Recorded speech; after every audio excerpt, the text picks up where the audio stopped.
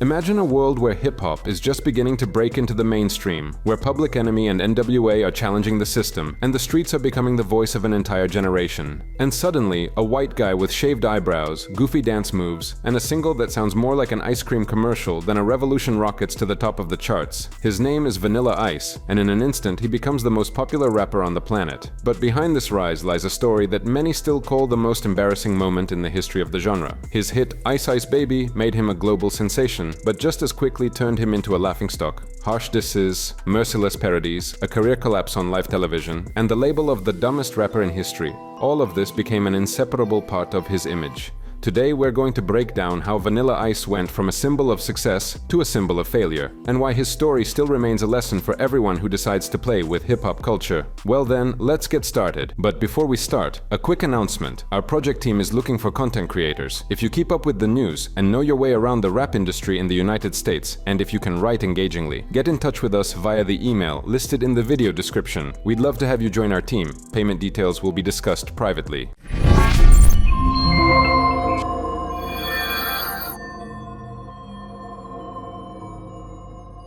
Vanilla Ice was discovered on Martin Luther King Boulevard. It was the winter of 1987 to 88 in South Dallas, or maybe the following summer. All the exact dates dissolved into a haze of alcohol, hairspray, and ringing ears from the thunder of long-gone 808 basslines. The only thing everyone agrees on, at the height of the first golden era of hip-hop, all the action was happening in a club called City Lights. This building had already seen several rises and falls. By the end of Reagan's second presidential term, local entrepreneur Tommy Kwan revived it as the epicenter of North Texas hip-hop. From Thursday evening until sunrise on Sunday, the dance floor roared with 1,000 loud but stylish partygoers. They busted out Pop Lock, the Roger Rabbit, and the WAP. The walls shook to Houdini Too Short, NWA, and the local Feel a Fresh crew. Late at night, when the bass rattled straight into your chest, the club exploded with Nemesis's anthem Oak Cliff. The wealthy hustlers and drug dealers of South Dallas coexisted there in a tense balance. Dancers and musicians mingled with models and neighborhood girls. It was the center of South Dallas. Clashes happened often, and since this was Texas, half the club was strapped. It was no place for the weak, but without risk, there is no reward. In the DJ booth sat the virtuoso Floyd Earthquake Brown, who one evening noticed something unusual. "I saw this white guy dancing in the crowd," Brown recalls. City Lights was all black, so at first I thought, what the hell is he even doing here? But he was dancing amazingly, and we had never seen a white boy move like that. The girls loved it. They were all over him. "Ooh, look at him." And he was like, "I'm not gonna stop. I'm gonna make you love me." 2 years later, in September 1990, that nameless white dancer would release the album To the Extreme, which would sell 15 million copies worldwide, faster than any record since Purple Rain 6 years earlier. His main hit, Ice Ice Baby, became the first rap song to top the Billboard Hot 100 and sped up the breakthrough of the genre into the American mainstream. Watch a chump like a candle dance. Crush the speaker that booms. I'm killing your brain like a poisonous. There were Vanilla Ice dolls, a ghost-written autobiography, a scholastic book co-released with MC Hammer, rock comics, a board game with a toy boombox, a Vanilla Ice movie, a cameo in Madonna's sex book, and in the second Teenage Mutant Ninja Turtles film. The first white solo rapper to become a pop star had one of the most dizzying rises and falls in the history of music. At 23 years old, he was at once the biggest rapper in the world and enemy number one to hip-hop purists, the subject of still ongoing debates about appropriation and authenticity. But before all that, he had to win over skeptics in South Dallas. The story of Vanilla Ice has long been wrapped in the fog of sketchy journalism, made-up tall tales, and innocent self-deception. Everyone has their own warped version, and that has its own charm. The legend could have been simply printed, if anyone really understood what it was. Here are the main facts. Vanilla Ice was born on Halloween in 1967, most likely in Dallas.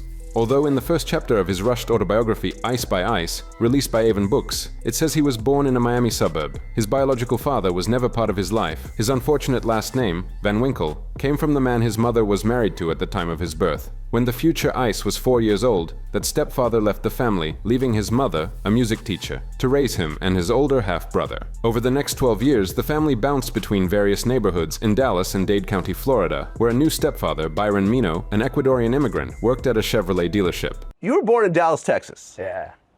Now, did you ever know your real Halloween. father? On Halloween, I'm a spook. Okay, you were born on Halloween. Did you ever know your biological father? No. My mom never gave me a straight story.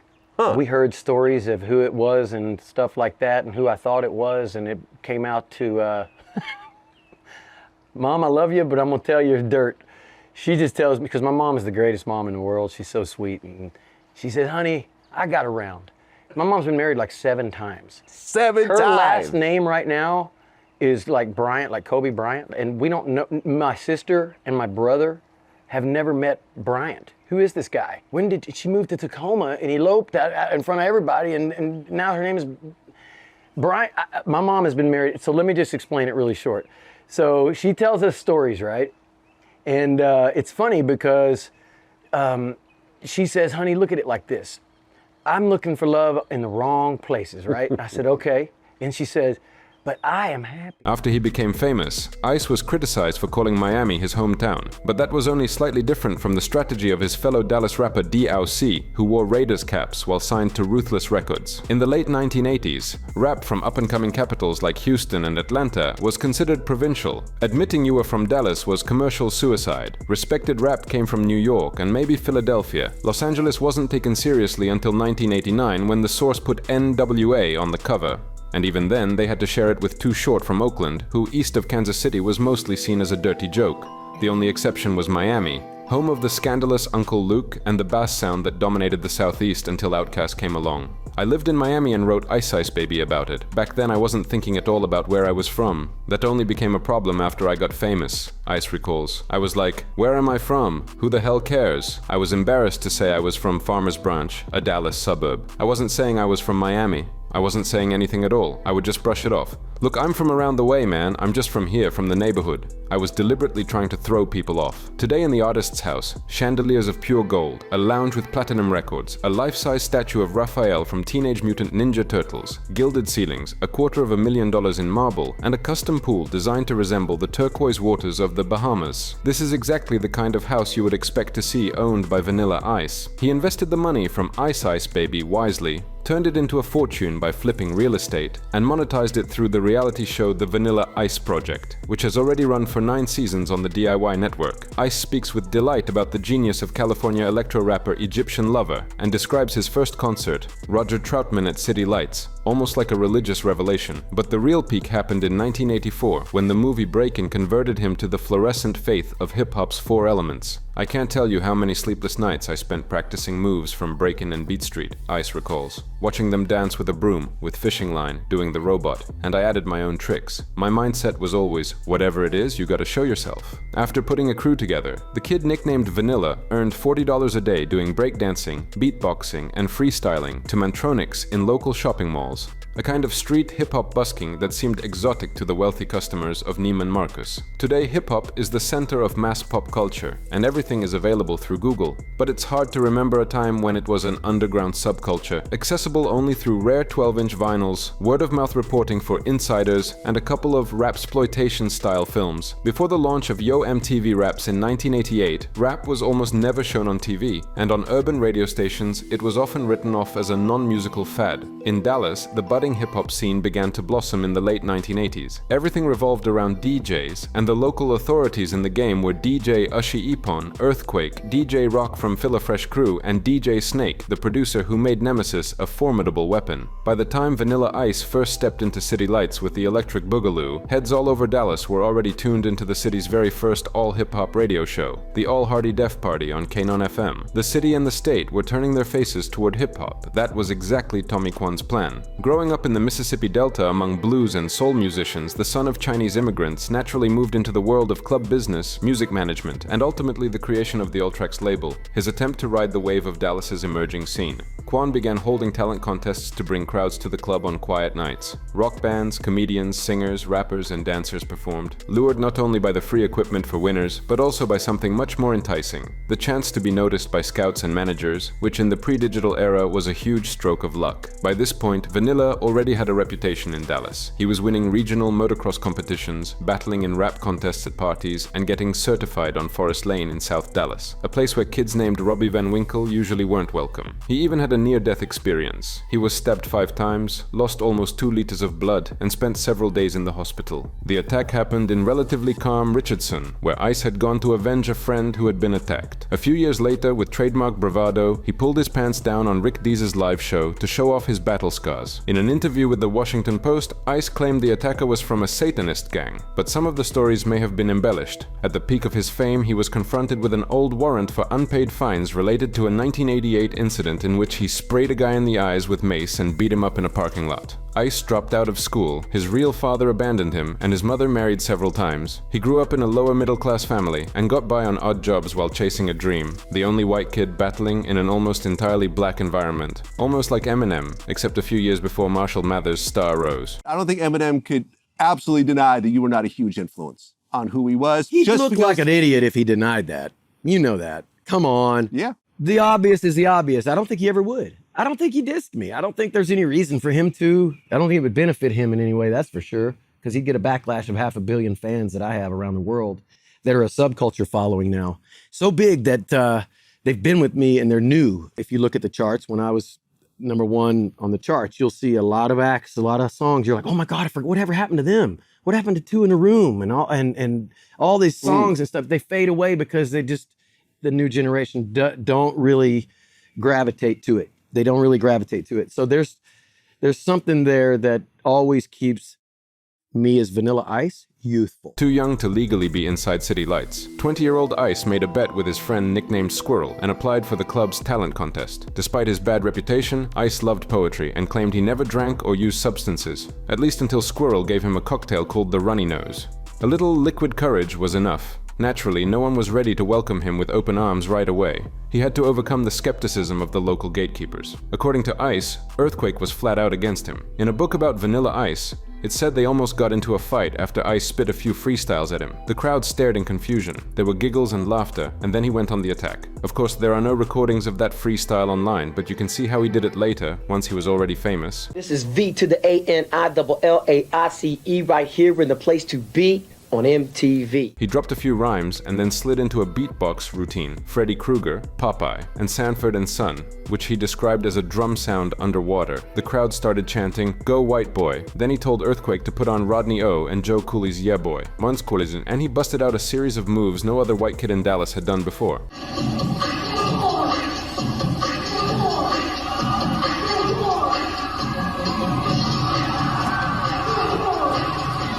From that moment on, everyone just wanted more, Ice says.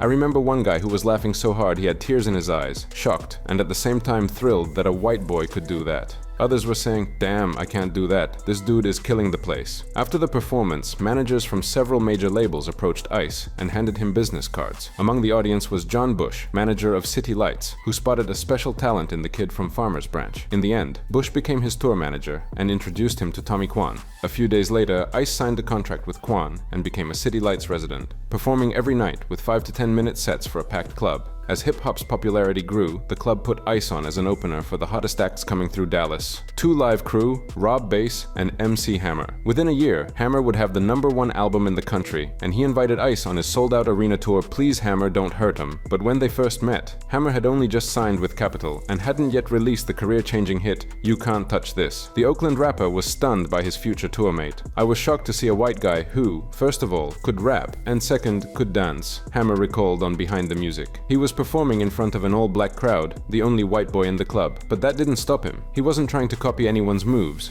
He was just dancing. Before signing with a major label, Ice claims he was the opener for the opener's opener on the 1989 tour that featured Public Enemy, Ice-T, and NWA. Backstage, Ice-T told him he was definitely going to make it. At that time, Ice had never performed for a white audience. That would only happen once he had already become a mainstream phenomenon. Other than Beastie Boys and maybe Third Bass, white rappers back then performed at most at keg parties. Earthquake recalls when Public Enemy first saw Ice, quote, Chuck D looked at me and said, I can make a ton of money off this white boy. That's when it hit me. Did he really just say what I'm thinking? Back then, the hip-hop world was relatively small. Anyone who was seriously trying to make it inevitably crossed paths with everyone else on the scene. Ice remembers narrowly dodging bullets with Sir Mix-a-Lot after a show in South Dallas. The shooter was barefoot with a musket firing out of the back window of a car. Houston was only a few hours away, and Ice often drove there for battles in Fifth Ward warehouses, where he befriended Willie D and Rap-A-Lot founder Prince. But until Ice recorded a hit, local fame could only take him so far. Quan, who declined all interviews for this story, had a plan, and to execute it, all he had to do was look into the City Lights DJ booth. According to Earthquake, Quan offered him and Johnson a chance to help write songs for Vanilla, who was now being branded as Vanilla Ice for marketing purposes. Mario said, no, that's not happening, I'm not doing that, Earthquake recalls. And I said, Quan is putting a ton of money into him. I'll make the music, you write the lyrics, but he refused. When Ice Ice Baby was being created, Earthquake was homeless and couch surfing with friends. The arrival of new technology made a breakthrough in sampling. Producers were no longer limited to a guitar squeal or a kick drum hit. Now you could loop an entire song. Record collections suddenly became fuel for beat making, and Earthquake went straight to the most obvious riff for a white rapper. Play That Funky Music by Wild Cherry. Digging through a garage full of dusty vinyl, Earthquake stumbled upon Greatest Hits by Queen. Grabbing Under Pressure, he spent weeks playing with the loop until he finally laid drums over it. The chorus was his too. Ice Ice Baby, too cold, too cold. Borrowed from the Alpha Phi Alpha fraternity chant in Spike Lee's film School Days. According to Earthquake, Ice went crazy when he first heard the draft beat and chorus and begged for a cassette so he could ride around town blasting it. Earthquake said Ice needed to finish the song first. Ice refused. Furious, Earthquake demanded Quan erase the beats for Ice Ice Baby and play that funky music. According to him, a month later he heard the full version of Ice Ice Baby on the radio and rushed to Quan demanding answers. But the manager just threw up his hands, apologized, and promised to smooth things over. Ice has a different version. He claims that he wrote the lyrics back in 1988. By the age of 20, he was living on his own, but he was broke and moved back in with his mother. Inspired by a recent trip to Miami, he wrote the track in half an hour, from 12:30 to 1 a.m. Earthquake had sent him a pack of instrumentals, but Ice didn't even say he was planning to write lyrics for them.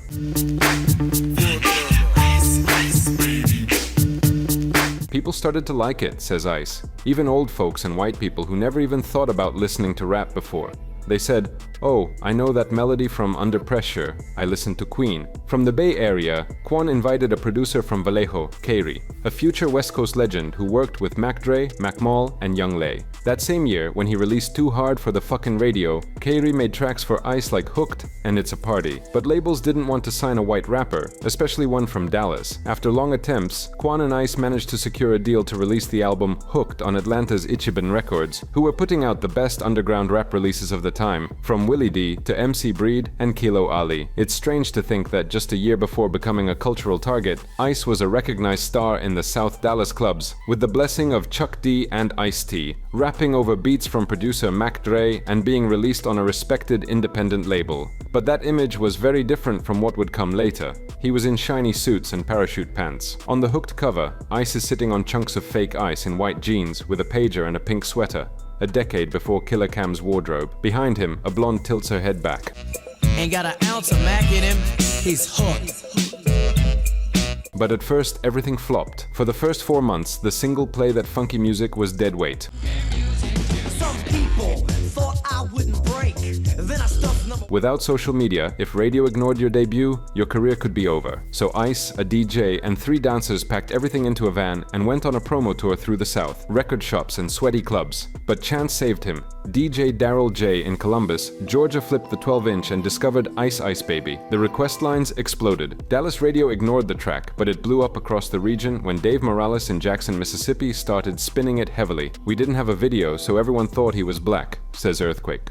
Almost no one knew he was white until the video came out. That first 1 million copies, I'd bet black folks bought them for sure. 1 million was an exaggeration, but Ice claims that on Ichiban they sold 48,000 copies in 2 months, making it an underground hit even before the parachute pants. But the madness began when Quan put down $8,000 for a video, the immortal clip shot in Dallas's historic Deep Ellum district, which stood in for Miami. That secured rotation on The Box, a regional video channel in Florida. Rap City on BET also supported him from the start. Go solo, rollin'. Hit my 5.0, put my rag top down so my hair can blow. After that, offers poured in from Atlantic Records and Def Jam. But according to Ice, just as he was about to sign with Def Jam, came a $1.5 million offer from SBK Records, a division of EMI, riding high on the success of Wilson Phillips and Technotronic. The deal came after young manager Monty Lipman heard Ice Ice Baby in Jackson and played it over the phone to CEO Charles Koppelman. He was so sure of worldwide success that he offered a 7-figure advance without even meeting Ice. Chuck D and Hank Shockley told Def Jam about me, and I came to New York to sign the deal, recalls Ice. But then Quan calls and says, "Don't sign with Def Jam." I said, "Man, fuck you, this is my dream. This is the best thing that could ever happen." They were gonna buy my contract out from Ichiban, but he said, "Don't sign, I'm coming to New York and I'll give you millions of reasons why not to." So I thought, alright, I'll hold off. That I understood. It's funny to see what it all turned into today, but Ice Ice Baby remains the perfect debut rap single. A genius self-introduction, almost on the level of how Method Man named his first single Method Man. Half the job is making people remember you. Vanilla Ice has only one song that the average music fan can name, but nearly everyone names that one. Ice came back with a new invention, though in reality it was his first serious track. He flows like a harpoon, glows in the dark, goes crazy when he hears a cymbal. There's even a diss at Kid and Play, rhymes by the gram, and a mini 12-bar story about how he's holding a 9 on Collins Avenue, getting into a shootout with dealers, and trying to break through traffic.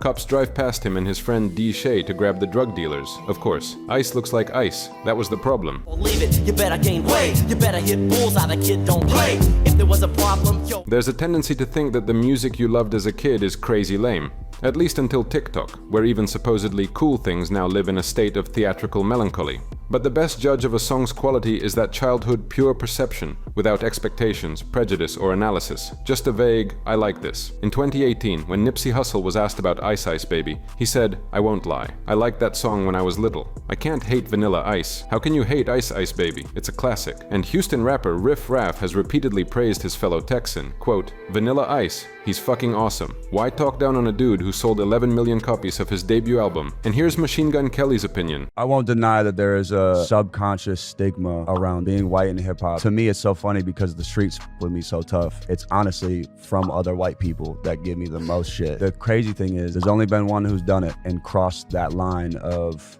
we accept. Acceptance, yep. Shut up, Vanilla Ice. Yeah, exactly. My boy. Or Eminem's opinion. All I heard was like Ice Ice Baby, and I knew all these stones was being thrown at him, and I'm like, that song is whack. But why are all these stones really being thrown at him? Okay, let him take his money and, you know, blow himself. I don't give a fuck, you know, like, whatever. The wave grew. In October 1990, both the single and the album hit the top 10. And already at the start of the next month, Ice Ice Baby became the first rap song ever to hit #1 on the Billboard Hot 100. A week later, To the Extreme knocked Please Hammer Don't Hurt 'Em by MC Hammer out of the #1 album chart spot. In response, SBK supposedly stopped pressing the single to force people to buy the album. The trick worked. To the Extreme spent the next 4 months at #1. Charles Koppelman, the archetypal old-school cigar boss, estimated that Ice made the business $100 million in just 4 months, saying, "Vanilla Ice is not just a musical or rap phenomenon, it's an economic phenomenon." A newspaper article launched the downfall. Ice had only 1 week to enjoy the title of the most popular artist in the world. This time the knife in the back didn't come from a satanic gang, but from a November front-page story in the Dallas Morning News, which claimed his press biography was full of fabrications. It said he was a national motocross champion with Team Honda, with thousands of trophies, and studied at Palmetto High with Luther Campbell from To Live Crew. There was no mention of his Dallas origins. Journalists even jumped on little details, like his mother teaching music at a small college instead of a major university. And most importantly, they revealed his real name, Robert Van Winkle. Looking back, the scandal was laughably small. At the time, Ice admitted he had embellished the truth, but insisted he really had briefly studied at Palmetto High, one of many schools he barely attended. He really was a motocross champion, but only at the regional level. And though he was mocked for attending the middle-class Turner High in a Dallas suburb, almost no one dug deeper into his past on the city's south side. It was a game of caught you. Bob Dylan did the same thing, even writing in his autobiography that he considered the press something you had to lie to. But he was Bob Dylan, and that was considered part of his mystique. The era of brutal press control and obsession with authenticity had arrived, especially since Ice became the first white solo rapper in a black art form. Ice insists there was no outright lying. The press release, he says, was made up without his knowledge. The rest were omissions meant to protect his family. But the media mocked his claim that he was from the street. "When I said I was from the streets, I meant that's where I learned how to rap," says Ice. "There was nowhere else to learn it. We didn't have the internet. We didn't even have computers." The narrative irreversibly shifted. Instead of focusing on the details of his rise, every newspaper and magazine dissected inaccuracies.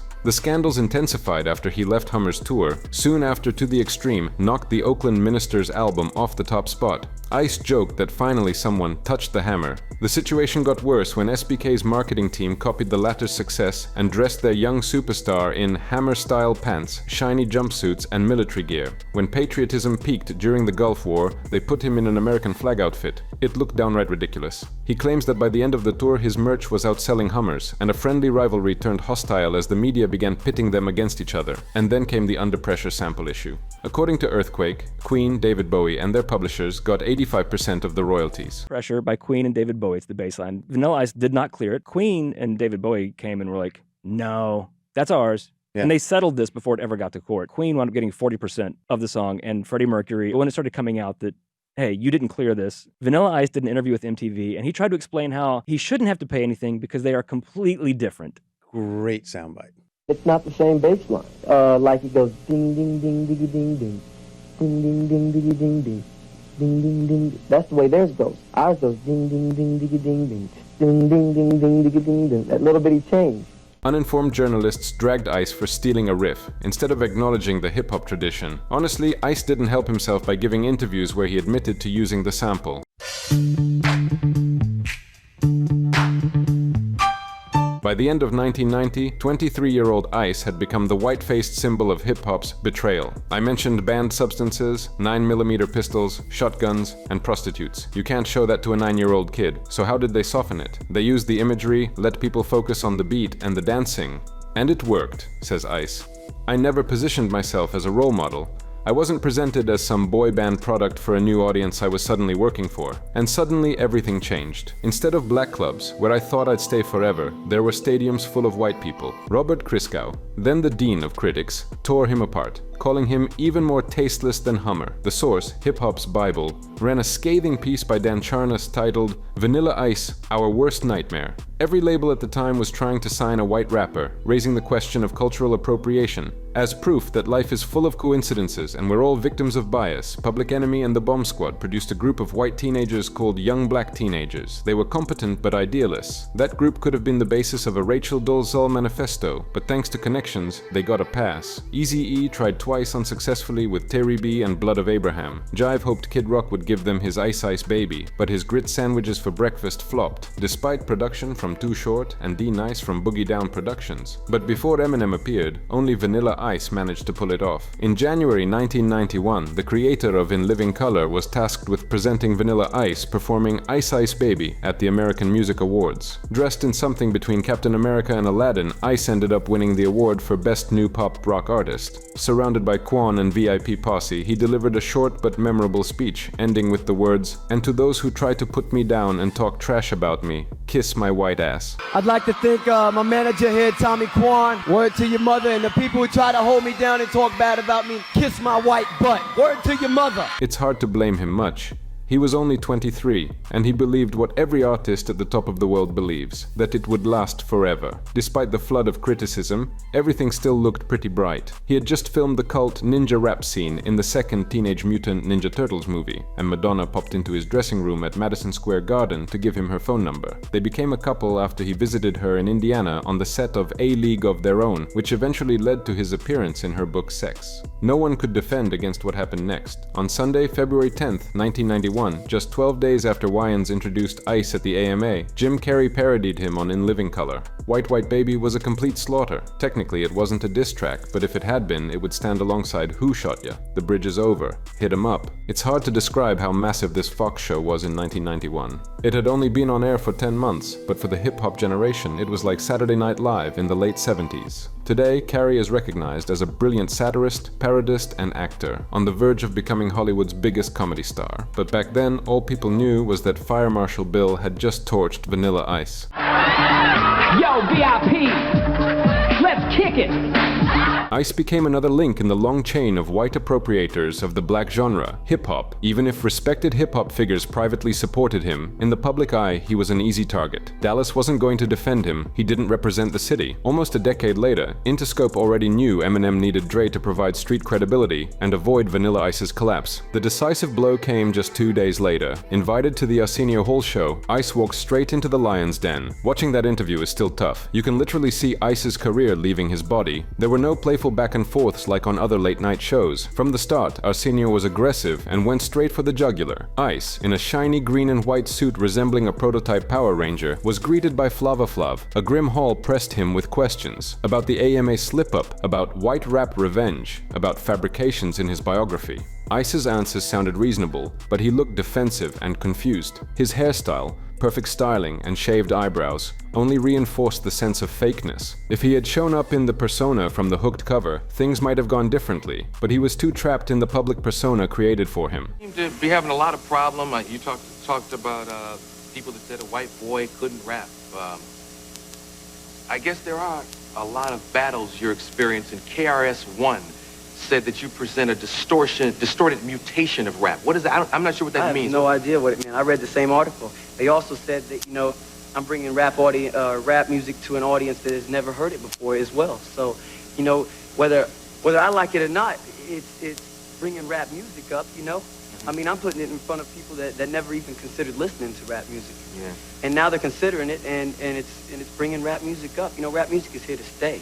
Do no you matter have what color it is, I'm not the Elvis of rap. That's another thing, you know. For all his mistakes, Ice never denied that his work was a tribute to black art. Yes, he said a lot of dumb things, but his respect for the culture was genuine and deep, even if it was lost in the pop packaging. Even in the ridiculous book Ice by Ice, he expressed love for Rakim, Ghetto Boys, Big Daddy Kane, NWA, and Audio 2, calling them brilliant artists who deserved more mainstream recognition. According to legend, the future label boss of Tupac, Marion Knight, that very night after the Arsenio Hall taping, visited Ice's suite at the Bel Age Hotel. In the best-known version, the former University of Nevada linebacker dangled Ice over a balcony to secure royalties from Ice Ice Baby. In Knight's version, Ice had stolen lyrics from Mario Johnson, a former Earthquake associate. In Ice's version, Knight extorted millions in royalties, which later became part of Death Row's startup capital. As with everything connected to Vanilla Ice, the absolute truth is unreachable, but the stories are damn compelling. According to Earthquake, Knight approached Quan at the Arsenio taping and demanded money for Ice Ice Baby, but the manager refused. Later that same night, Knight and his massive bodyguards entered Ice's suite for sudden negotiations. Ice swore he wrote every line of Ice Ice Baby himself. According to him, Suge Knight politely suggested stepping out to the balcony to talk. His bodyguards entered armed but calm. Nobody was looking for trouble, but they weren't avoiding it either.